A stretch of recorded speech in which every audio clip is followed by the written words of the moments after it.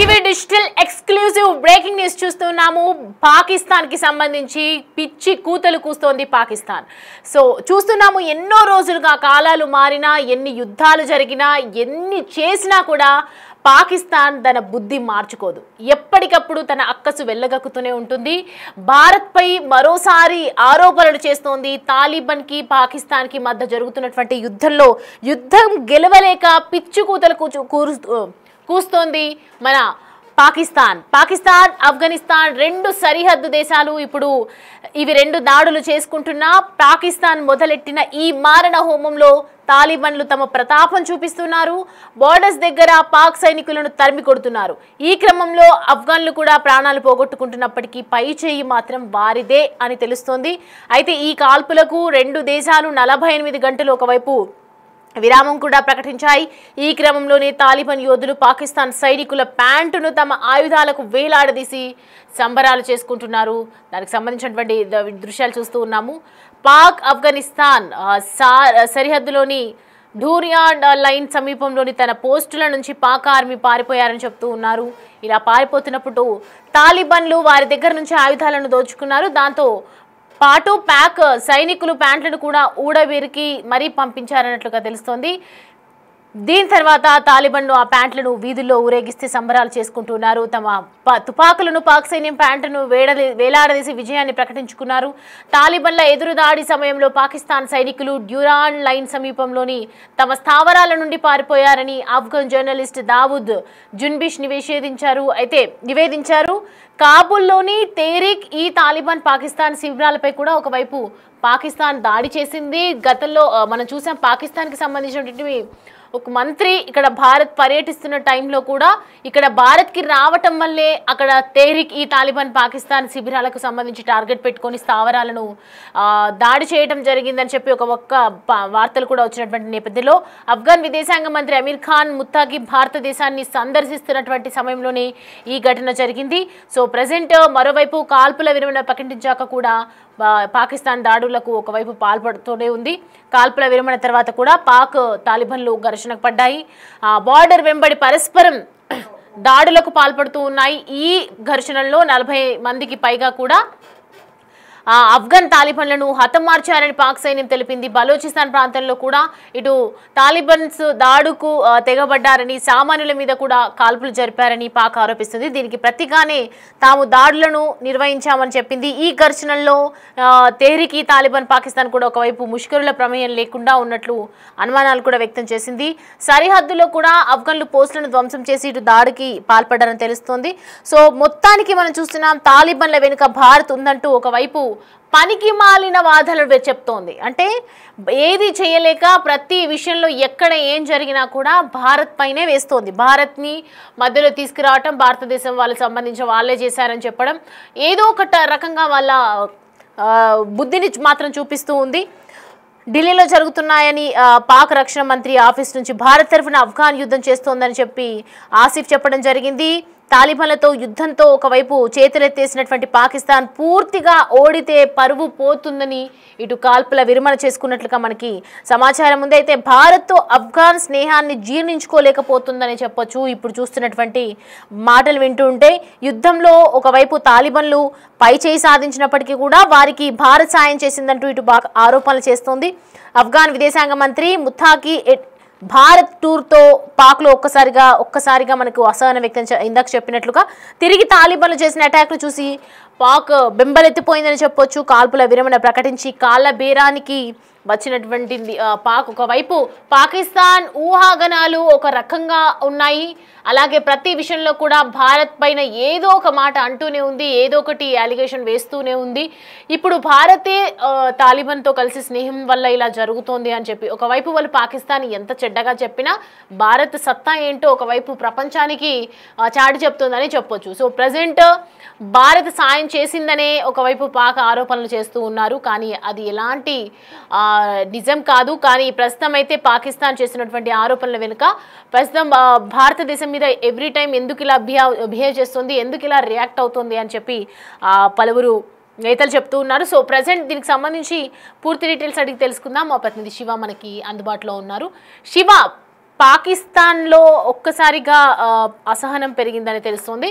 So present అయితే భారత్పై వ్యాఖ్యలు చేస్తున్నారు. భారత్ సపోర్ట్ తీసుకొని తాలిబాన్లు వాళ్ళు ఇలా చేస్తూ ఉన్నారని చెప్పి ఇలా ఆరోపణలు వరుస ఏదో ఒక రకంగా ఆరోపణలు చేయటం ఏ విధంగా చూడాలి? అసలు పూర్తి డీటెయిల్స్ ఏంటి?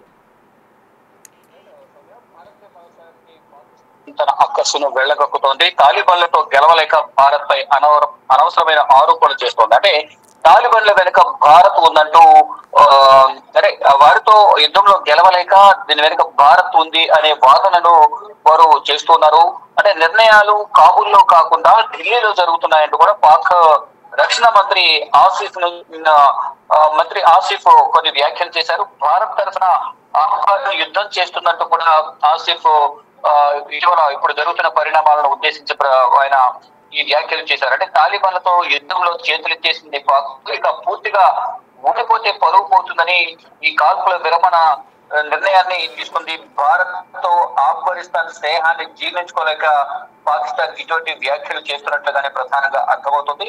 యుద్ధంలో పైచేయి సాధించిన తాలిబాన్లు వారికి భారత్ సహాయం చేస్తున్నట్టు కూడా పాక్ ఆరోపణలు చేస్తున్నారు. యుద్ధంలో తాలిబాన్లు పరిచయం సాధించారు, అయితే వారికి భారత్ సహాయం చేస్తుంది అనేది ప్రధానంగా వారు కొన్ని విమర్శలు ఆరోపణలు కూడా చేస్తున్నారు. ప్రధానంగా ఆఫ్ఘనిస్తాన్ కి సంబంధించిన విదేశాంగ శాఖ మంత్రి ముత్తాఖీ భారత్ టూర్ కు రావడంతోనే పాక్ లో ఒక్కసారిగా అసహనం అనేది పెరిగిపోయింది. ఆ వెంటనే తాలిబాన్లపై పాకిస్తాన్ దాడికి తెగబడింది. కానీ తిరిగి తాలిబాన్లు చేసిన అటాక్ ను చూసి పాక్ బెంబేలెత్తిపోయింది.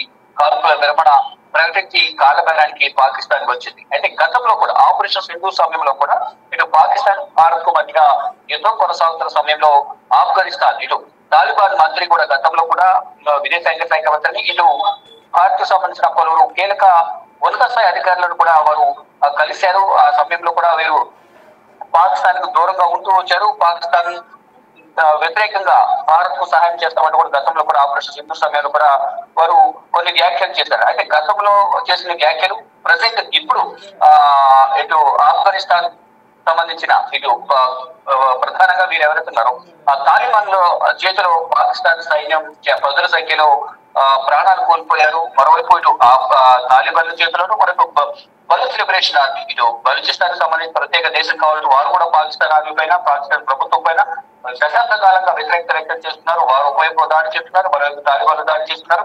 గతంలో భారత్ దాడి చేస్తుంది. ఈ ముప్పిట కార్యం తట్టుకోలేక అసహనం వ్యక్తం చేస్తూ అక్కసులు వెలిగించే ప్రయత్నం చేస్తున్నారు. దాంట్లో భాగంగానే ఒకవైపు గతంలో అంటే భారత ఆపరేషన్ సింధుకు ముందు నుంచే తెహరీక్ తాలిబాన్ సంబంధించిన వారు దాడి చేస్తున్నారు పాకిస్తాన్ ఆర్మీ పైన, మరొక బలూచ్ లిబరేషన్ ఆర్మీ దాడి చేస్తుంది.